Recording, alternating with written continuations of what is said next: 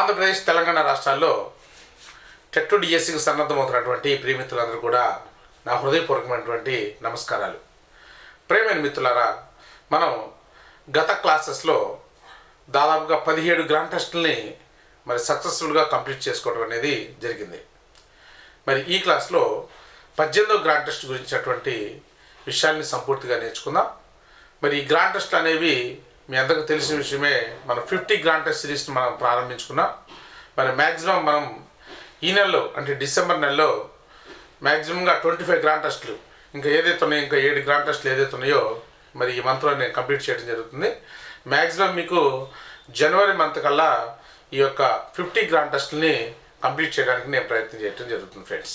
అంతేకాకుండా మీ అందరికీ తెలిసిన విషయమే, తెలంగాణ రాష్ట్రంలో డిఎస్సికి సంబంధించినటువంటి రీషెడ్యూల్ చేయడం అనేది జరిగింది. త్వరలో డిఎస్సి నోటిఫికేషన్ రావడానికి అవకాశం ఉంది. దాదాపుగా 10,000 పోస్టులతోటి నోటిఫికేషన్ రావడానికి అవకాశం ఉంది. అప్పటిదాకా మనం వెయిట్ చేయడం కాకుండా ఇప్పటి నుంచే మనం ప్రణాళిక వేసుకొని ఇప్పటి నుంచి ఖచ్చితంగా ప్రిపేర్ అయినట్లయితే మంచిగా సక్సెస్ సాధించడానికి అవకాశం అనేది ఉంటుంది friends.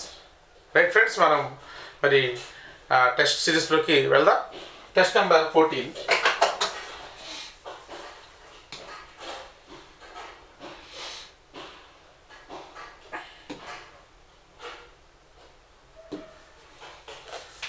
Test number 18. Test number 18 మీ అందరూ తెలిసిన ఫ్రెండ్స్. మన టెస్ట్లో దాదాపుగా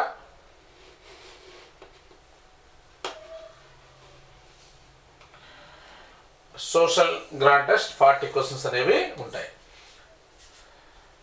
చూడండి, ఫస్ట్ క్వశ్చన్: విద్యార్థులు తన స్వీయ అభిప్రాయాలను ఈ పద్ధతిలో వ్యక్తం చేయడానికి అధిక ప్రాధాన్యత ఉంటుంది అన్నాడు. ఇది మన కీవర్డ్ ఏంటంటే తన స్వీయ అభిప్రాయాన్ని ఎక్కడ వ్యక్తం చేస్తాడు, ఏ బోధనా పద్ధతిలో పిల్లవాడు తన యొక్క అభిప్రాయాన్ని వ్యక్తం చేయడానికి అవకాశం అనేది ఉంటుంది. క్రీడా పద్ధత, కృత్యాధార పద్ధత, చర్చా పద్ధత, ఉపన్యాస పద్ధత. ఇక్కడ ఉపన్యాస పద్ధతి మనం తీసుకుంటే ఇది కేవలం ఉపాధ్యాయుడే ఎక్కువ మాట్లాడుతుంటాడు, విద్యార్థి తక్కువ మాట్లాడడానికి అవకాశం అనేది, అసలు మాట్లాడే అవకాశం అనేది విద్యార్థికి ఉంటుంది. ఇక్కడ ఏమంటే విద్యార్థులు తమ స్వీయ అభిప్రాయాన్ని వ్యక్తం చేయాలి, ఎక్కడ వ్యక్తం చేస్తారు అంటాడు. కాబట్టి ఉపన్యాస పద్ధతి పూర్తిగా రాంగ్ అవుతుంది అనమాట.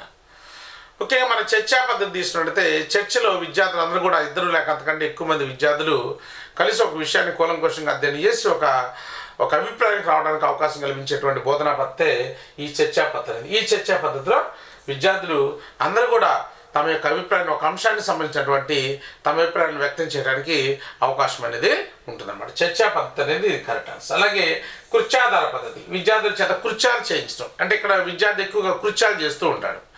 కృత్యాల ద్వారా విద్యార్థులు ఎక్కువగా నేర్చుకోవడానికి ఉపాధ్యాయుడు ప్రయత్నం చేయడం అనేది జరుగుతుంది. ఇక్కడ మాట్లాడే అవకాశం ఉంటుంది, విద్యార్థి కృత్యాలకు ఎక్కువ ఇంపార్టెన్స్ ఉంటుంది. ఇక్కడ క్రీడా పద్ధతి, ఆటల ద్వారా విద్యార్థి నేర్చుకుంటే ఇక్కడ ఆటలకు ఇంపార్టెన్స్ ఉంటుంది, ఆటలు. అలాగే ఇక్కడ కృత్యాలు, అలాగే ఇక్కడ మాటలు. అంటే ఇక్కడ మాటల ద్వారా అంటే ఎక్కువగా మనం మాట్లాడడానికి అవకాశం ఉంటుంది, ఇక్కడ వినడానికి అవకాశం ఉంటుంది, ఇక్కడ విద్యార్థి వినడానికి అవకాశం అనేది ఉంటుంది. కాబట్టి ఈ బోధనా పద్ధతులు చాలా ఇంపార్టెంట్ ఫ్రెండ్స్. మనకి ఎగ్జామినేషన్లో బోధనా పద్ధతుల మీద 4-5 బిట్లు రావడానికి అవకాశం ఉంది. ఈ బోధనా పద్ధతులు అన్నీ కూడా మనకి తెలంగాణ డిఎస్సిలో అయితే ఇప్పుడు అన్ని old teaching methods, new teaching methods అన్ని 2 మిక్స్ చేసి ఇచ్చారు. కాబట్టి అన్నీ మన ఉపన్యాస పద్ధతి దగ్గర నుంచి మనం తీసుకుంటే రీసెంట్గా ఉన్నటువంటి 5E మోడల్ దాకా, రోగర్ బేబీ చెప్పినట్టు 5E మోడల్ దాకా న్యూ టెక్స్ట్ బుక్లో ఉన్న అన్ని అంశాన్ని మనం డిస్కస్ చేసుకోవాలి ఫ్రెండ్స్. వాటి మీద ఫోకస్ చేయాలి. ఇట్లా ఇచ్చినప్పుడు మనకు ఆప్షన్స్ ఇచ్చినప్పుడు మనం గమనించాల్సినటువంటి విషయం ఏంటంటే ప్రతి బోధనా పద్ధతి మీద మనకు ఒక అవగాహన అనేది ఉండాలి. అలా ఉన్నప్పుడు మాత్రమే మనం దీని గురించి కూలంకషంగా డిస్కస్ చేసి అనాలిసిస్ చేసి మన సరైనటువంటి సమాధానాన్ని ఎగ్జామినేషన్లో పెట్టడానికి అవకాశం అనేది ఉంటుంది ఫ్రెండ్స్. కాబట్టి మీరు చదివేటప్పుడు కాంప్రహెన్సివ్గా, ఇంటెన్సివ్గా స్టడీ చేయాలి. ప్రతి బోధనా పద్ధతి మీద ఒక అవగాహన పెంచుకోవాలి. అంతేకాకుండా ప్రతి కాన్సెప్ట్ మీద ఒక అవగాహన పెంచుకోవాలి. ఓకే, లెర్నింగ్ విత్ కాన్సెప్ట్స్ ఉండడం అంటే మనం నేర్చుకోవడం అనేది కాన్సెప్ట్స్ బేస్ చేసుకొని మనం నేర్చుకుంటే మన సబ్జెక్ట్ ఎక్కువగా నేర్చుకోవడానికి ఎక్కువ మార్క్స్ స్కోర్ చేయడానికి అవకాశం అనేది ఉంటుంది ఫ్రెండ్స్. ఇక్కడ చూడండి, ద్వీపకల్ప నదులు బంగాళాఖాతంలో కలుస్తాయని సామాన్యీకరణ ఆధారంగా చేసుకుని అన్నాడు. సామాన్యీకరణ ఆధారంగా చేసుకుని కృష్ణా, గోదావరి, కావేరి మహానది మొదలగు నదులు పరిశీలించడం అనేది దేనికి సంబంధించింది అంటే ఇక్కడ ఏమంటున్నాడంటే ఒక సామాన్యీకరణ ఇస్తున్నాడు అంటే ఈ సామాన్యీకరణ ఆల్రెడీ ఫ్రేమ్ చేసినటువంటి ఒక సామాన్యీకరణ బేస్ చేసుకొని ఇది వాస్తవమా కాదా అనేది నిర్ధారణ చేయాలి మనం. ఇది వాస్తవమా కాదా అనేది మనం నిర్ధారణ చేయాలి. మరి ఏ విధంగా ఇప్పుడు చూడండి, అనేక ఉదాహరణ ఆధారంగా చేసుకొని ఒక సామాన్యీకరణ చేస్తే దీన్ని అగమనాత్మక దృక్పథం అంటాం. అని చెప్పేసి అంటాం. అనేక ఉదాహరణ ఆధారంగా చేసుకొని సామాన్యీకరణ చేసినట్లయితే కృష్ణా గోదావరి, ఇదే ప్రశ్న మనం తీసుకుందాం. కృష్ణా గోదావరి, ఓకే, తుంగభద్ర, కావేరి మొదలైన నదుల యొక్క ప్రవాహాలను పరిశీలించి నదులన్నీ సముద్రాల్లో కలుస్తాయని చెప్పేసి విద్యార్థి ఒక సామాన్యీకరణ చేస్తే దాన్ని ఏమన్నామంటే అగమనాత్మక దృక్పథం అంట. ఈ విధంగా చేసినటువంటి సామాన్యీకరణను అది వాస్తవమా కాదా నిర్ధారణ చేసినట్లయితే అది వాస్తవమా కాదా మనం నిర్ధారణ చేసినట్లయితే దాన్ని నిగమనాత్మక దృక్పథం అని చెప్పేసి అగమనాత్మక అన్నాడు. ఇది ఆల్రెడీ మనం చెప్పుకున్నాం. మరి విశ్లేషణ దృక్పథం, నిగమనాత్మక దృక్పథం, నిగమనాత్మక దృక్పథం, నెక్స్ట్ అలాగే సంశ్లేషణ దృక్పథం అన్నాడు. మరి నిగమనాత్మక దృక్పథంలో ఏం చేస్తాము, ఇట్లా ఉన్నటువంటి సామాన్యీకరణ తీసుకొని దాన్ని అనేక ఉదాహరణల ద్వారా పరీక్షించడం అనేది జరుగుతుంది. అది వాస్తవమా కాదా అనేది నిజ నిర్ధారణకు సంబంధించి నిగమనాత్మక దృక్పథం అవుతుంది. ఏదైనా సిద్ధాంతాలు కానీ సూత్రాలు కానీ సామాన్యీకరణ కానీ ఏర్పాటు చేస్తే అది అగమనాత్మక దృక్పథం అనేది అవుతుంది. అలాగే మనకి విశ్లేషణ దృక్పథం అనేది మనం తీసుకుంటే సంబంధిత అంశాన్ని అనేక భాగాలుగా విడగొట్టి మరి దాన్ని ముక్కలుగా చేసి ప్రతి ఒక్క భాగాన్ని కూలంకషంగా అధ్యయనం చేస్తే దాని విశ్లేషణ అని చెప్పేసి అంటాం. విశ్లేషణ చేసిన అంశాన్ని మరి అన్నీ కలిపితే దాన్ని సంశ్లేషణ అంటే కలపడం. నిగమనాత్మక అంటే నిజ నిర్ధారణ చేయడం, అది వాస్తవమా కాదా నిర్ధారణ చేయడం. విశ్లేషణ అంటే విడగొట్టడం.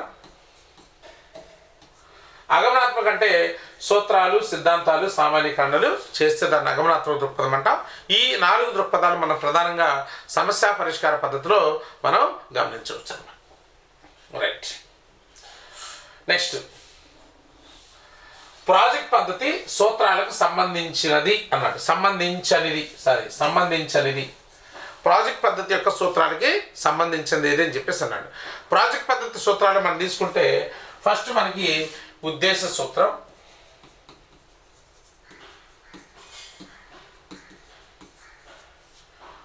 ఉపయోగిత సూత్రం,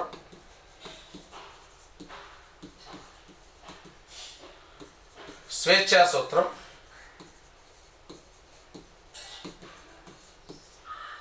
కార్యకలాపాల సూత్రం, వాస్తవికత సూత్రం,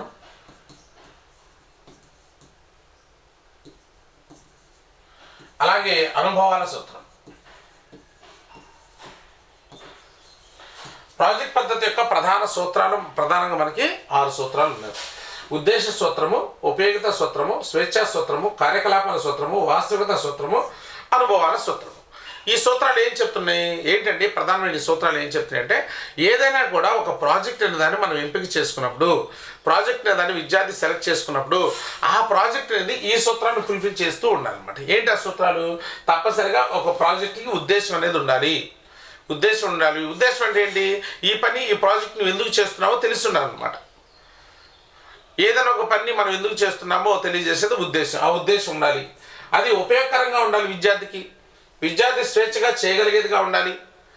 విద్యార్థికి ఆ యొక్క ప్రాజెక్ట్ అనేది కొన్ని రకాల కార్యకలాపాలని, ప్రిన్సిపల్ ఆఫ్ యాక్టివిటీ అంటాం అనమాట. కొన్ని యాక్టివిటీస్ని కల్పించాలి. దాని ద్వారా విద్యార్థి కొన్ని అనుభవాలను పొందాలి. అది వాస్తవ జీవితానికి దగ్గరగా ఉండాలి. ఇవి ప్రధానమైనటువంటి సూత్రాలు. ఇక్కడ అడిగింది ఏంటంటే, చాలాసార్లు ఎగ్జామినేషన్లో కూడా ఇలాంటి బిట్స్ అడిగాడు.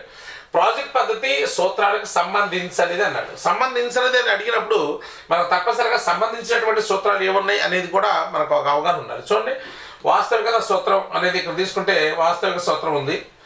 స్వేచ్ఛా సూత్రం అనేది తీసుకుంటే స్వేచ్ఛా సూత్రం ఉంది. కార్యకలాపాల సూత్రం ఉంది.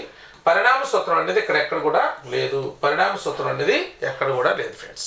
కాబట్టి దీనికి సంబంధించినటువంటి సూత్రం ఏదంటే మరి పరిణామ సూత్రం అని చెప్పేసి మనం చెప్పుకోవచ్చు.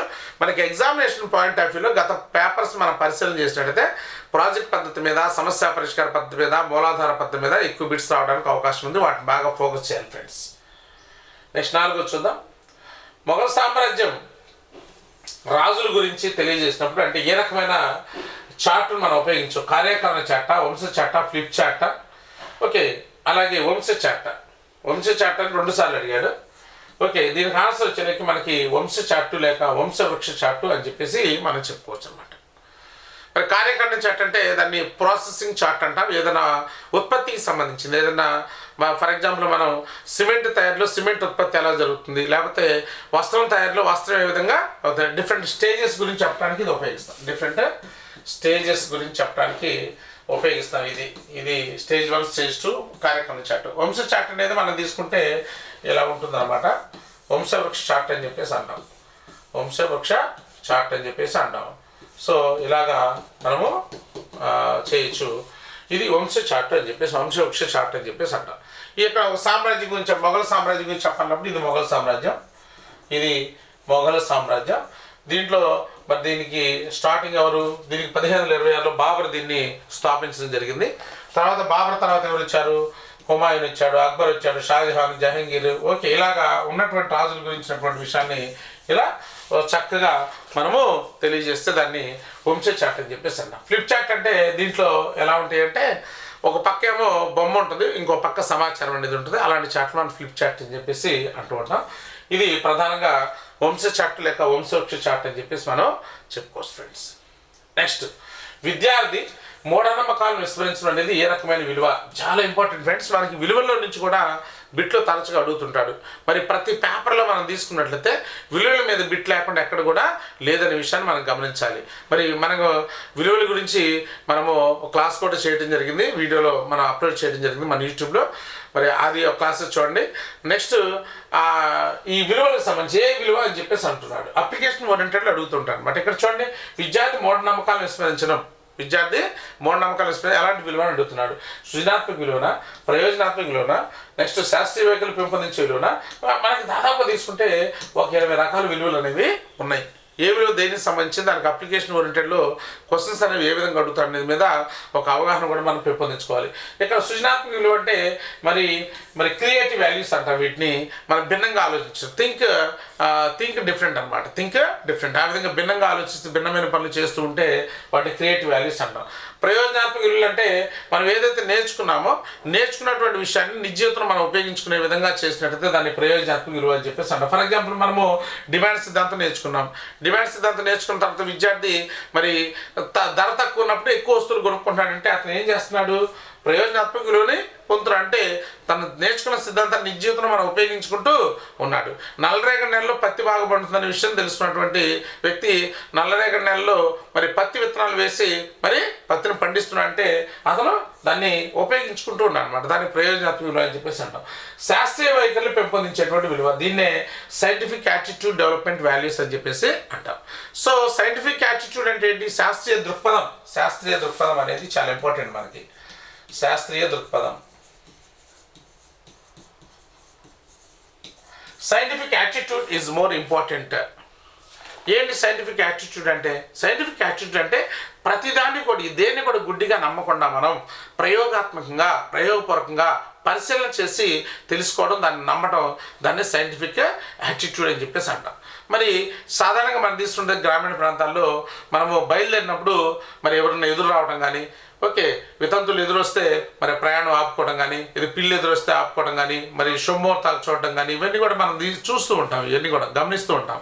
సో అవన్నీ వాస్తవమేనా, అవన్నీ నిజమేనా అనేది మనం ప్రయోగాత్మకంగా మనం పరిశీలన చేయాలి. ప్రయోగాత్మక పరిశీలన చేయాలి. పరిశీలన చేసి అది ఎంత మేరకు వాస్తవం అనే దాన్ని మనం నిర్ధారణ చేయాలి. ఈ విధంగా చేస్తే దాన్ని మనం ఏమంటామంటే శాస్త్రీయ వైఖరిని పెంపొందించి, ఇలాంటి వైఖరులు ఉన్నటువంటి వ్యక్తులు ఏం చేస్తారంటే మరి వీళ్ళు ఏం చేస్తారంటే మరి దాన్ని ప్రయోగపూర్వకంగా తెలిసి మూఢనమ్మకాలు విస్మరించడం కానీ, ప్రధానంగా ప్రయోగపూర్వకంగా తెలుసుకోవడం కానీ, ఇవన్నీ కూడా వాళ్ళు చేయడం అనేది జరుగుతుంది. మరి భౌతిక విలువ అంటే దీన్ని ఇంటెలెక్చువల్ వాల్యూస్ అని చెప్పేసి అంటాం. ఇంటెలెక్చువల్ వాల్యూస్ అంటే విద్యార్థి నూతన విషయాన్ని అన్వేషించి కొత్త విషయాలను తెలుసుకొని తన యొక్క మానసిక బుద్ధిని మనం పెంపొందించుకోవడమే ఇంటలెక్చువల్ వాల్యూస్. రాధిక అనేటువంటి అమ్మాయి నిత్యం కూడా సాంఘిక శాస్త్రానికి సంబంధించినటువంటి అనేక రకాల పుస్తకాలను చదువుతూ అనేక రకాల విషయాలను తెలుసుకుంటూ అనేక మంది వ్యక్తులతో చర్చిస్తూ మన నూతన జ్ఞానం పెంపొందించుకుంటూ తన బుద్ధి వికాసాన్ని అభివృద్ధి చేసుకుంటూ ఉందంటే అతనిలో ఎలాంటి విలువ, ఆమెలో ఎలాంటి విలువ అభివృద్ధి చెందంటే భౌతిక విలువ అనేది అభివృద్ధి చెందని చెప్పవచ్చు. ఇలాగా మనకు 4 రకాల విలువలు ఇక్కడ మనకి ఇచ్చాడు. దీనికి ఆన్సర్ ఏంటంటే శాస్త్రీయ వైఖరిని పెంపొందించే విలువ అని చెప్పేసి మనము చెప్పుకోవచ్చు. నెక్స్ట్ 10వ తరగతి విద్యార్థి గ్రామీణ పట్టణ జనాభా 1901 నుంచి 2001 వరకు పట్టిక ఆధారంగా పట్టణ జనాభా పెరుగుతున్నట్లు వ్యాఖ్యానించారు. గ్రామీణ జనాభా, పట్టణ జనాభా, గ్రామీణ జనాభా, పట్టణ జనాభా. ఇది గ్రామీణ జనాభా తీసుకుందాం. గ్రామీణ జనాభా ఇలా ఉంది. సో 1991 అనుకుందాం. ఓకే 1950 అనుకుందాం, 2000 అనుకుందాం. ఫర్ ఎగ్జాంపుల్ 50 years తీసుకున్నాం. దీంట్లో ఫర్ ఎగ్జాంపుల్ గ్రామీణ జనాభా ఫర్ ఎగ్జాంపుల్ ఇక్కడ మనం తీసుకుంటే 20% ఉందనుకున్నాం. ఓకే ఇక్కడికి వచ్చేలేకి మనకి 20%, 15%, నెక్స్ట్ 10%. ఇక్కడ మరి పట్టణ జనాభా మనం తీసుకుంటే ఓకే 20%, 40%, 60% ఇలా ఉంటుంది అన్నమాట. 20%, 40%, 60% ఇలా ఉంటుంది. సో ఇదే గ్రామీణ పట్టణ జనాభా పట్టిక ఆధారంగా పట్టణ జనాభా పెరుగుతుందని ఇది కీవర్డ్ అనమాట. ఇక్కడ వ్యాఖ్యానిస్తాడు. ఈ విధంగా 2 గ్రాఫ్లు మనం తీసుకున్నప్పుడు విద్యార్థి వ్యాఖ్యానం చేసినట్టు తను సొంతగా చెప్పినట్లయితే, సొంతగా తన అభిప్రాయాన్ని చెప్పినట్లయితే దాన్ని ఏమంటామంటే అవగాహన అని చెప్పేసి అంటారు అనమాట. ఇది అవగాహనలో స్పష్టీకరణ. వ్యాఖ్యానిస్తాడు, వివరిస్తాడు, వర్ణిస్తాడు, వర్గీకరిస్తాడు. ఓకే సంబంధాలు చెప్తాడు, పోలికలు చెప్తాడు.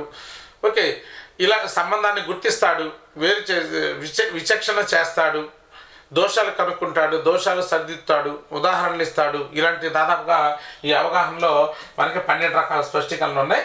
మనకి 7 లక్షల్లో దాదాపుగా 110 స్పష్టీకరణలు ఉన్నాయన్నమాట. ఈ 110 స్పష్టీకరణలు మనకు తప్పనిసరిగా రావాలి. ఎగ్జామినేషన్లో తప్పనిసరిగా దీని మీద బిట్స్ అనేవి అడుగుతుంటాడు. తర్వాత అభిరుచి అన్నాడు, వినియోగం అన్నాడు, నైపుణ్యం అంటే ఏంటి? విద్యార్థి పటాన్ని గీయటం కానీ, నమూనాలు తయారు చేయటం కానీ, ఓకే ఇలాంటి నైపుణ్యాల కింద మనం చెప్పుకోవచ్చు.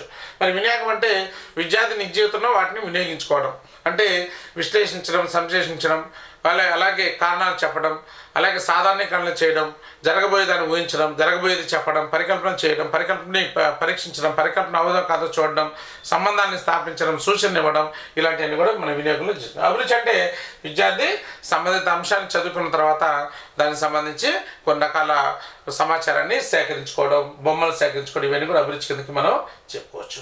నెక్స్ట్ చూడండి, ఇక్కడ చాలా ఇంపార్టెంట్ పెట్టాడు కదా. ఈ కింది వాటిలో నైపుణ్యానికి సంబంధించినది ఏది అన్నాడు. నైపుణ్యానికి సంబంధించింది ఏది అని చెప్పేసి అన్నాడు. మన నైపుణ్యానికి సంబంధించింది ఏంటంటే మనకు నైపుణ్యానికి సంబంధించినటువంటి ఒక సమగ్ర అవగాహన మనకి ఉండాలి.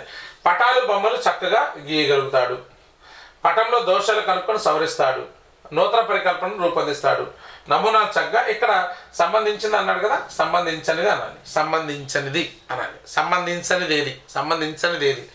ఈ 3 కూడా సంబంధించినవే. నూతన పరికల్పన రూపొందిస్తాడు అనేది వినియోగానికి సంబంధించింది. దేనికి సంబంధించిందని? వినియోగానికి సంబంధించింది.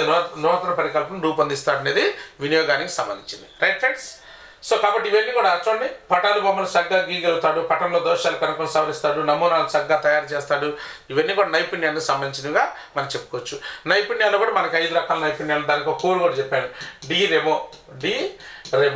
డి అంటే drawing skill, reporting skill, expression skill, manipulative skill, observation skill.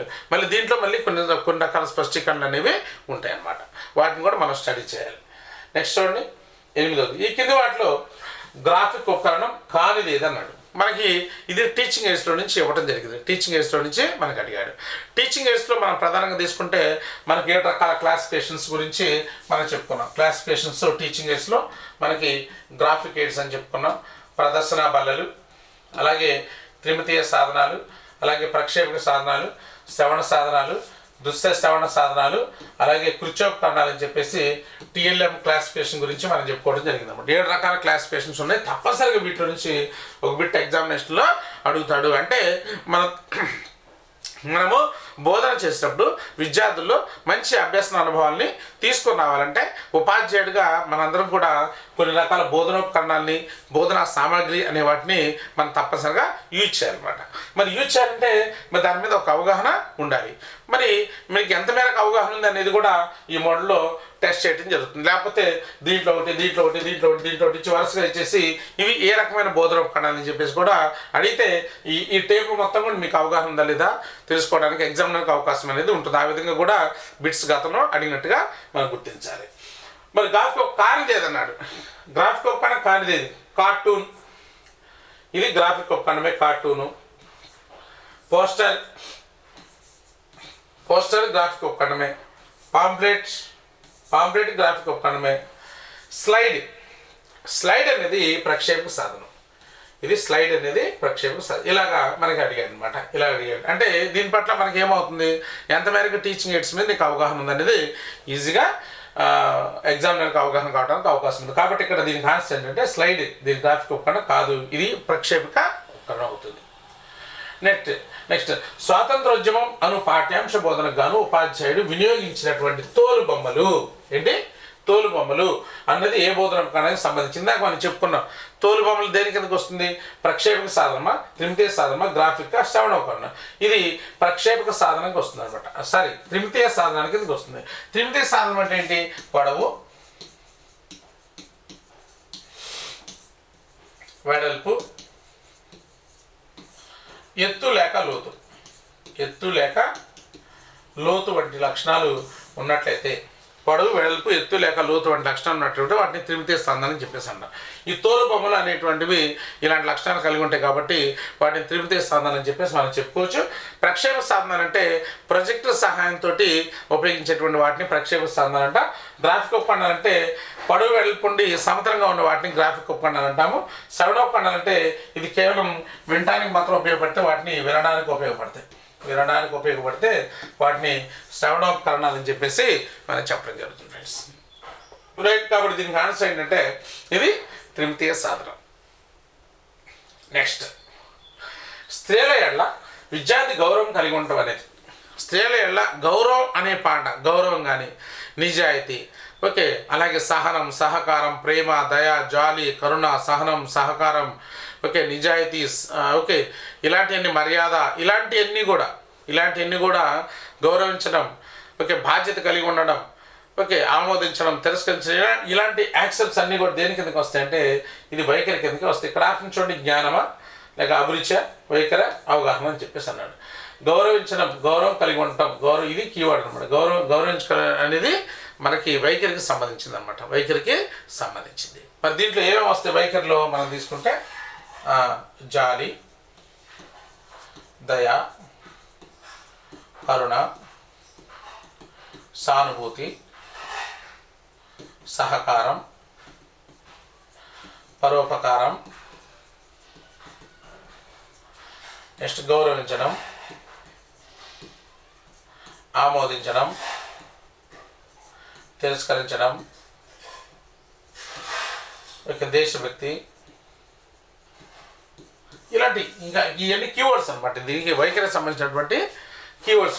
జ్ఞానం అంటే ఏంటి? జ్ఞానం అంటే జ్ఞప్తి తెచ్చుకోవడం, గుర్తించినటువంటి 2 స్పష్టీకరణలు ఉన్నాయి. దీంట్లో ఎవరు, ఎప్పుడు, ఏమిటి, ఎక్కడ, అనగానేమి, అంటే ఏమిటి, ఏది, ఎంత, ఎన్ని, ఇలాంటి పదాలతో ఉన్న ప్రశ్నలు కూడా జ్ఞానానికి సంబంధించి మనం చెప్పుకోవచ్చు. అభిరుచి అంటే విద్యార్థి ఏమన్నా మనకి ఇచ్చినటువంటి క్వశ్చన్లు ఏదైనా విద్యార్థి సేకరించే విధంగా ఉన్నట్లయితే, సేకరించడం, వ్యాసాలు రాయడం కానీ, ఓకే, ఇలాంటి వాటి చర్చల్లో పాల్గొంటాం కానీ, కార్యకలాపాల్లో పాల్గొంటాం కానీ, ఇలాంటి అంశాలు ఉంటే దాని అభిరుచి అని చెప్పుకోవచ్చు. అవగాహన అంటే దాన్ని మనం చెప్పుకున్నాం, వివరిస్తాడు, వర్ణిస్తాడు, వర్గీకరిస్తాడు, ఇవన్నీ కూడా అవగాహనకు సంబంధించింది. ఈ కింది వాటిలో ఉత్తమమైన ప్రశ్న ఏది ఉత్తమమైనటువంటి ప్రశ్న? మనం మరి విద్యార్థుల యొక్క సామర్థ్యాన్ని మదింపు చేయడానికి మనం ఎన్నో రకాల ప్రశ్నలు ఇస్తూ ఉంటాం. మరి ఎలాంటి ప్రశ్నలు మనం ఇవ్వాలి? ఏది ఉత్తమమైన ప్రశ్న? ఇక్కడ చూడండి, దుర్గాబాయి దేశముఖ్ స్త్రీ సంక్షేమం గురించి సేవ చేశారా? ఇది చేశారా అనేది ఒకటి. దుర్గాబాయి దేశముఖ్ చేసిన సేవలు ఏవి అంటే ఇక్కడేమో క్వశ్చన్ క్లారిటీ చేశారా అంటే సందేహంగా ఉందన్నమాట. ఇది సందేహం, చేశారా చేయలేదా అనే విధంగా ఉంది. ఎట్లా ఉండకూడదు, క్లారిటీగా ఉండాలి విద్యార్థికి ప్రశ్న. ఓకే, ఎలాంటి సందిగ్ధం లేకుండా, ఓకే, బుల్లెట్ పాయింట్ లాగా ఉండాలన్నమాట. చేసిన సేవలు, దుర్గపాయ్ చేసిన సేవలు దేనికి చేశారు? స్త్రీ సంక్షేమం కోసం చేశారా, సమాజ అభివృద్ధి చేశారా, లేదా స్వాతంత్రం కోసం చేశారా? ఇక్కడ క్లారిటీ లేదనమాట. దుర్గాబాయి దేశ్ముఖ్ గురించి చర్చించండి. గురించి చర్చించండి. ఓకే, నెక్స్ట్ స్త్రీ సంక్షేమం కోసం దుర్గాబాయి చేసిన సేవలు ఏవి? ఇది కరెక్ట్గా ఉందన్నమాట. స్త్రీ సంక్షేమం కోసం దుర్గాబాయి దేశ్ముఖ్ చేసినటువంటి సేవలు ఏవి అనేది కరెక్ట్గా మనకి అంటే మనకి ప్రశ్నల్లో అంటే ఇది మనకి ప్రశ్నా పద్ధతి అనేది ఒకటి ఉందన్నమాట.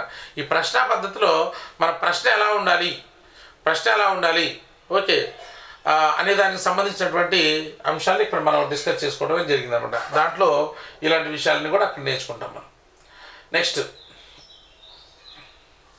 సాంఘిక శాస్త్రాన్ని బోధించే ఉపాధ్యాయుడు ఒక విద్యార్థికి పరీక్ష నిర్వహించగా అందులో అతనికి వచ్చిన మార్కులు 70. అయితే అందుకు అతను సంతృప్తి పొందిన ఉపాధ్యాయుడు మరలా అదే పరీక్షను విద్యార్థికి నిర్వహించగా వచ్చిన మార్కులు 90 అయినట్లయితే ఆ ప్రశ్నాపత్రానికి ఉన్నటువంటి లక్షణం ఏంటి? ఫర్ ఎగ్జాంపుల్, మనం ఒక వెయిటింగ్ మిషన్ దగ్గరికి వెళ్ళాం. బస్ స్టాండ్, రైల్వే స్టేషన్లో వెయిటింగ్ మిషన్లు ఉంటాయి. మనం ₹1 ₹5 వెయిటింగ్ మిషన్లు వేసాం. మనం అక్కడ ఆ మిషన్ ఎక్కాము, మనం వెయిట్ చూసుకుందామని చెప్పేసి మిషన్లో వేసాం. వేసిన తర్వాత మనకు ఒక 60 కేజీలు వచ్చింది. మన వెయిట్ ఒక 60 కేజీస్ వచ్చింది. 60 కేజీస్ వచ్చిన తర్వాత మళ్ళీ దిగాము. మళ్ళీ ఇంకో ₹5 కాయిన్ వేసుకొని ఇంకో 10 మినిట్స్ తర్వాత మళ్ళీ ఎక్కి మళ్ళీ కాయిన్ వేసాం. కాయిన్ వేస్తే 70 వచ్చింది. మళ్ళీ దిగాము. మళ్ళీ ఇంకో 10 మినిట్స్ తర్వాత మళ్ళీ ఎక్కి ఇంకో కాయిన్ వేసాం. అప్పుడు 90 వచ్చింది. మళ్ళీ దిగితే చూస్తే 110 వచ్చింది. ఇప్పుడు ఇలా వచ్చింది మనకి మన మిషన్లో వెయిట్స్ అనేవి ఇలా వచ్చింది డిఫరెంట్ టైంలో. మరి ఇప్పుడు ఆ మిషన్ నమ్మకమైన మిషనేనా? ఆ మిషన్ నమ్మకమైందేనా? నమ్మకమైంది కంటే విశ్వసనీయత లేదు, దాంట్లో నమ్మకం లేదు అంటే అదే విశ్వసనీయత, సప్రమాణత, లక్ష్యాత్మకత అలాగే విచక్షణ శక్తి. ఇక్కడ చూడండి, విశ్వసనీయత, దీనికి కరెక్ట్ ఆన్సర్ ఏంటంటే విశ్వసనీయత, నమ్మకం. రాస్ అనేటువంటి విద్యార్థి అన్నాడు విశ్వసనీయత అంటే నమ్మకం. విశ్వసనీయత అనగా నమ్మకం అని రాస్ అనే విద్యావేత్త చెప్పాడు. విశ్వసనీయత, నమ్మకం ఉండాలి. మరికి ఇక్కడ 70 వచ్చినాయి, తర్వాత మళ్ళీ 90 వచ్చినాయి. మరి ఆ ప్రశ్నాపత్రం మనం నమ్మాలా నమ్మకూడదా? ఇక్కడ నమ్మకం అనేది లేదనమాట. సో సప్రమాణత అంటే ఏంటి? సప్రమాణత అంటే మనం దేన్ని అసెస్ చేయాలో దాన్ని అసెస్ చేస్తే. ఫర్ ఎగ్జాంపుల్, విద్యార్థులు టీచింగ్ ఎబిలిటీ గురించి అసెస్ చేయాలనుకుంటే ఆ ప్రశ్నాపత్రం టీచింగ్ ఎబిలిటీకి సంబంధించి మాత్రమే ఉంటే దాన్ని సప్రమాణత అంటాం. విద్యార్థులు జియోగ్రఫికల్ నాలెడ్జ్ని అసెస్ చేయాలనుకుంటే ఆ ప్రశ్నాపత్రం జియోగ్రఫీకి సంబంధించిన అంశాలుగా ఉంటే దాన్ని సప్రమాణత అని చెప్పేసి అంటాం. దేన్ని అసెస్ చేయాలో దాన్ని అసెస్ చేస్తే దాన్ని సప్రమాణత అంటారు. లక్ష్యాత్మకత అంటే ఉపాధ్యాయుడు ఎన్నిసార్లు విద్యార్థి యొక్క ప్రశ్నాపత్రాన్ని దిద్దినప్పుడు కూడా ఒకే మార్కులు రావాలి. ఎప్పుడు వస్తాయి? ఎంతమంది విద్యార్థులు దిద్దిన ఎప్పుడు వస్తాయి? ఎప్పుడైతే ప్రశ్నాపత్రంలో ఆబ్జెక్టివ్ బేస్డ్ క్వశ్చన్స్ అనేవి ఎప్పుడైతే ఉంటాయో అప్పుడే మరి విద్యార్థికి అనుకున్న మన ఎంతమంది ఉపాధ్యాయులు దిద్దిన ఒకే రకమైన మార్కులు రావడానికి అవకాశం అనేది ఉంది. అలాగే విచక్షణ శక్తి అన్న డిస్క్రిమినేటింగ్ పవర్. ఎప్పుడైనా మన ప్రశ్నాపత్రాన్ని కండక్ట్ చేసిన తర్వాత ఇలా నార్మల్ ప్రాబిలిటీ కర్వ్ అనేది రావాలి. అంటే బిలో యావరేజ్ రావాలి, అలాగే యావరేజ్ రావాలి, అలాగే ఎబో యావరేజ్ ఇలా రావాలన్నమాట. ఇలా రావాలి. ఇక్కడ 25%, ఇక్కడ 50% మామూలుగా ఇక్కడ ఇలా రావాలి. అందుకే మనం చూడండి, స్కాలస్టిక్ అచీవ్మెంట్ టెస్ట్లో కూడా మనము ఇలాగా నార్మల్ ప్రాబిలిటీ కర్వ్ అనేదాన్ని ఏర్పాటు చేస్తాం అన్నమాట. సో మనకి ఇక్కడ ఇలాగా వస్తే దాన్ని విచక్షణ డిస్క్రిమినేటింగ్ పవర్. ప్రశ్నాపత్రం అనేది విద్యార్థులు క్లాస్ రూమ్లో ఉన్న విద్యార్థుల్ని ఇలాగా మనకి డివైడ్ చేయగలగాలి.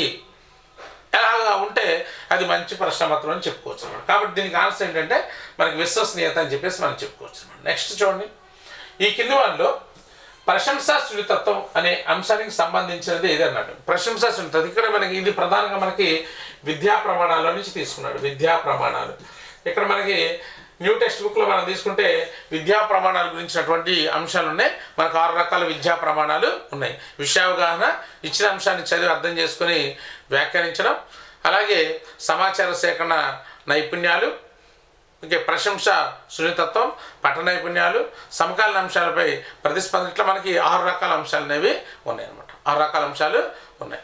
అయితే వీటిలో ఏంటి ప్రశంస సున్నితత్వానికి సంబంధించి స్లోగన్లు, పోస్టర్లు, పాంప్లెట్లు తయారు చేయడం, సభలు సమావేశాల్లో పాల్గొనడానికి ప్రోత్సహించడం, ప్రేమ, దయ, మానవ విలువలు అభివృద్ధి చేయడం, విద్యార్థి చిత్రాన్ని పరిచయం. ఇక్కడ ఇది సంబంధించనిది, ఇది కూడా ఏంటంటే సంబంధించింది కాదు, సంబంధించనిది.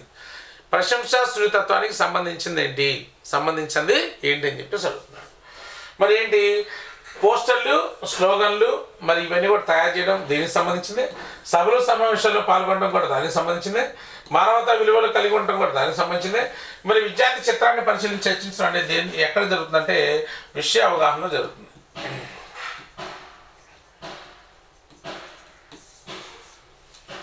విషయ అవగాహనలో ఇది మొట్టమొదటి విద్యా ప్రమాణం అన్నమాట. దీనికి మనకి ఎక్కువ వెయిటేజ్ అనేది 40% వెయిటేజ్ అనేది కూడా ఇస్తుంది అనమాట. ఇక్కడ విద్యార్థి చిత్రాన్ని పరిశీలించే చర్చించడం అంటే దేనికి సంబంధించింది, విషయ అవగాహనకు సంబంధించింది. ఇవన్నీ కూడా ప్రశంసా సున్నితత్వానికి సంబంధించినటువంటి అంశాలుగా మనం చెప్పుకోవచ్చు ఫ్రెండ్స్. రైట్ ఫ్రెండ్స్, మరి దీనికి సంబంధించి కూడా మనము విద్యా ప్రమాణాలకు సంబంధించి కూడా మన యాప్లో మనం ఫ్రీ క్లాసెస్ కూడా మనం పెట్టడం జరిగింది. ఆచార్య ఎస్ఎస్ మెథడ్స్ అనేటువంటి యాప్లో ఫ్రీ క్లాస్ కూడా దీన్ని ఏర్పాటు చేయడం జరిగింది ఫ్రెండ్స్. రైట్ ఫ్రెండ్స్, ఒకసారి పరిశీలించండి. నెక్స్ట్, విద్యార్థి విద్యా ప్రమాణాల్లో చివరి విద్యా ప్రమాణం ఏదని చెప్పేసి అడిగాడు. ఇంకా ప్రశంసా సున్నితత్వం, విషయావగాహన, సమాచార సేకరణ నైపుణ్యాలు, పఠన నైపుణ్యాలు, సమాచార సేకరణ నైపుణ్యాలు, పఠన నైపుణ్యాలు. మరి విద్యా ప్రమాణాలను మనం తీసుకుంటే విషయావగాహన, ఇచ్చిన అంశాన్ని చదివి అర్థం చేసుకొని వ్యాఖ్యానించడం, సమాచార సేకరణ నైపుణ్యాలు, సమకాలీన అంశాలపై ప్రతిస్పందన, పఠన నైపుణ్యాలు, ప్రశంసా సున్నితత్వం అనేవి ఉన్నాయి ఫ్రెండ్స్. ఒకటి విషయ అవగాహన,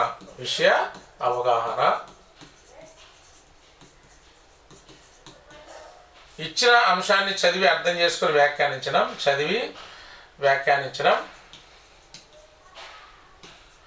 సమాచార సేకరణ నైపుణ్యాలు, సమకాలీన అంశాలపై ప్రతిస్పందన,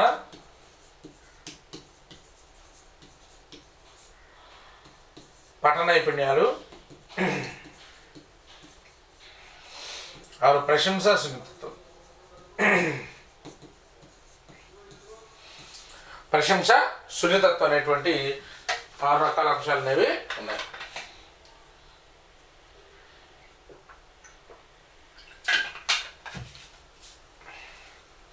రకాల అంశాలు అనేవి ఉన్నాయి ఫ్రెండ్స్. ఇక్కడ చూడండి, విద్యా ప్రమాణాలు మొత్తం ఎన్ని? 6. విషయావగాహన, ఇచ్చిన అంశాన్ని చదివి అర్థం చేసుకుని వ్యాఖ్యానించడం, సమాచార సేకరణ నైపుణ్యాలు, సమకాలీన అంశాల ప్రతిస్పందన, పఠన నైపుణ్యాలు, ప్రశంసా సున్నితత్వం. 6 రకాల అంశాలు. ఇక్కడ అడిగింది ఏంటి?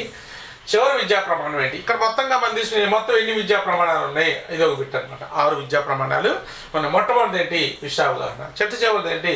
ప్రశంసా సున్నితత్వం. కొన్నిసార్లు ఏం చేస్తా అంటే ఎగ్జామినేషన్లో వీటిని జిగ్జాగ్ చేసి విద్యా ప్రమాణాలని మరి వరుస క్రమంలో అమర్చండి అని చెప్పేసి అడుగుతాడు. ఇలా కూడా అడగడానికి అవకాశం ఉంది. కాబట్టి ఈ సీక్వెన్స్ మనం అర్థం చేసుకోవాలి. కాబట్టి చివరి విద్యా ప్రమాణం ఏమో చూడండి, ప్రశంసా సున్నితత్వం అనేది ఉంది. మరి విషయావగాహన 1వ ఉంది, సమాచార సేకరణ నైపుణ్యాలు 3వదిగా ఉంది, పఠన నైపుణ్యాలు 5వదిగా ఉందన్నమాట. ఇట్లా వీటిని జిగ్జాగ్ చేసి వాటిని సీక్వెన్స్లో పెట్టమని చెప్పేసి అడగటం అనేది జరుగుతుంది. రైట్ ఫ్రెండ్స్, అండర్సన్ క్రాతోల్ వర్గీకరణ జ్ఞానం అనే అంశానికి సంబంధం లేదేంటి అని చెప్పేసి అడుగుతున్నాను అనమాట. సో ఇక్కడ జ్ఞానాత్మక ప్రక్రియ పరిణామం, జ్ఞాన పరిణామం, విశ్లేషణాత్మక జ్ఞానం మనకి పైవన్నీ అని చెప్పేసి అంటాడు. ఇక్కడ మనం తీసుకున్నట్టయితే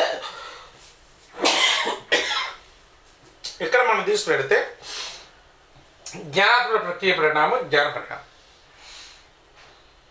నాలెడ్జ్ని 2 టైప్స్గా ఇక్కడ డివైడ్ చేయడం అనేది జరిగింది.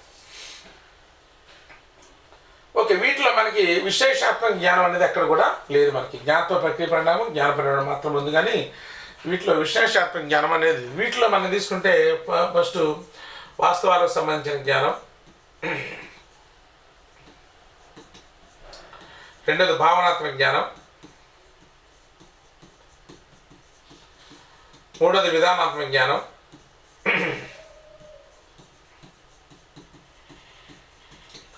4వది మెటాకాగ్నిషన్ జ్ఞానం.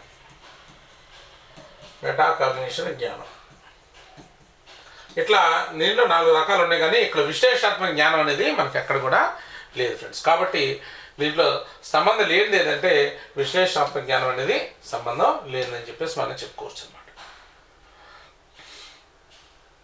నెక్స్ట్, ఎలిజబెత్ సింప్సన్ ఏ సంవత్సరంలో మానసిక చలన రంగాన్ని పరిశోధన చేశారు? ఇక్కడ మనకి 3 రంగాలు ఉన్నాయి.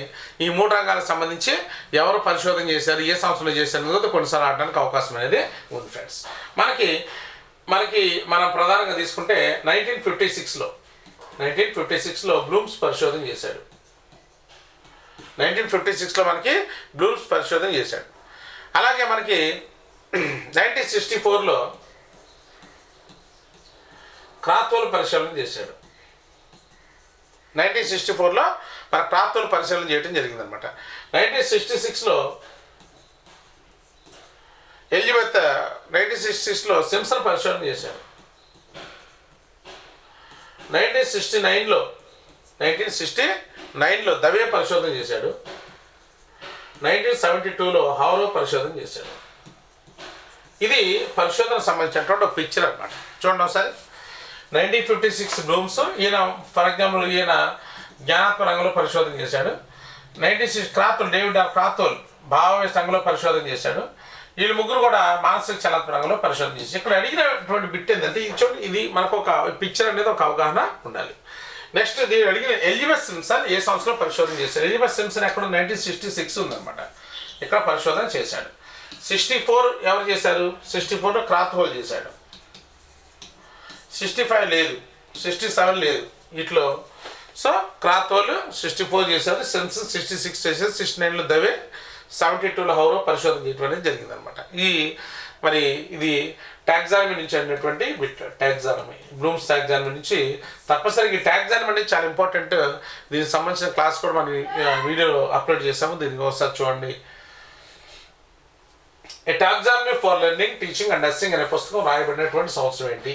ఇది 2001లో రాశారు. 2001, 2022, 2023 ఈ 2001లో రాశారు. ఏంటి ఈ taxonomy for teaching, learning and nursing అనేటువంటి బుక్ ఏంటంటే మనకి ఈ కాగ్నిటివ్ డొమైన్ అనేది అఫెక్టివ్ డొమైన్, సైకోమోటర్ డొమైన్ ద్వారా మనకి ఈ బ్లూమ్స్ టాక్సానమీ అనేది ఫార్మేషన్ అయిన తర్వాత 2001లో వీళ్ళు ఏం చేస్తారంటే బ్లూమ్స్ శిష్యులు అయినటువంటి అండర్సన్ క్రాత్వోల్ ఉండేవాళ్ళు. అండర్సన్ క్రాత్వోల్ అనేటువంటి వాళ్ళు ఏం చేశారంటే మరి ఈ ముఖ్యంగా ఈ కాగ్నిటివ్ డొమైన్లో కొన్ని మార్పులు వచ్చినాయని చెప్పేసి, అంటే వ్యక్తుల యొక్క ఆలోచన విధానంలో కొన్ని మార్పులు వచ్చినాయి. మరి బ్లూమ్స్ చెప్పినటువంటి ఏదైతే కాగ్నిటివ్ డొమైన్లో చెప్పాడు ఏంటి, జ్ఞానము, అవగాహన, వినియోగము, విశ్లేషణ, సంశ్లేషణ, మూల్యాంకనం అనేటువంటి 6 అంశాలు ఏది చెప్పాడో అవి కాదు, కొత్తగా ఇంకోటి కూడా సృజించడం అనేది, క్రియేషన్ అనేది ఒకటి వచ్చింది. ఓకే, దానివల్లే ఇదంతా క్రియేషన్ కూడా జరిగింది. ఎన్నో రకాల నూతనమైనటువంటి అంశాలు కనుక్కోబడుతున్నాయని చెప్పేసి వాళ్ళు మరి ఆలోచన విధానంలో మార్పు వచ్చిందని చెప్పేసి ఇంకోటి యాడ్ చేయాలని చెప్పేసి వాళ్ళు ఏం చేస్తారంటే మరి దాన్ని వాళ్ళ యొక్క పరిశోధన మొత్తాన్ని కూడా